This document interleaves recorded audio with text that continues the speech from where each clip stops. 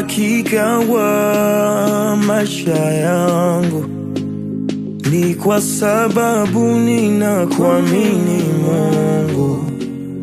Huwezi niacha peke yangu, kwenye giza nene umekuwa nuru, na kutegemea wewe na sio mtu. Mwanadamu kamwe hawezi kuwa Mungu, kwake siwezi weka tumaini langu, ila kwako Mwokozi na Mungu wangu.